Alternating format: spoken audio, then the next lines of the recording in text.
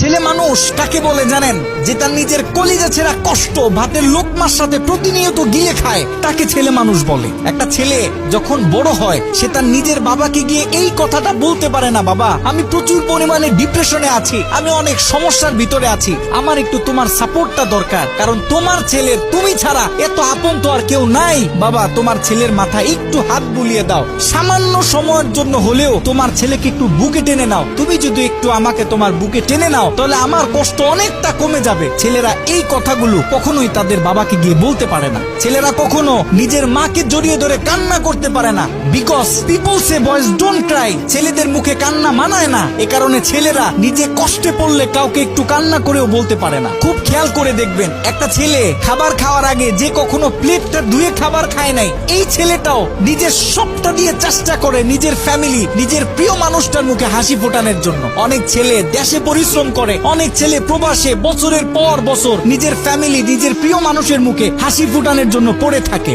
দিন শেষে ছেলেদের মুখে হাসি ফোটানোর মতো কাউকে পাওয়া যায় না। আমি মনে করি boys are the best actor in the world. এই পৃথিবীতে ছেলেরা হচ্ছে সব থেকে বড় অভিনেতা, কারণ ছেলেরা নিজেদের বুকে হাজারো লক্ষ কষ্ট পুঁতে রেখেও মুখে হাসি নিয়ে চলে, কারণ সে জানে আজকে আমি যদি ভেঙে পড়ি তাহলে আমার পুরো ফ্যামিলিটা অস্তিত্বহীন হয়ে যাবে।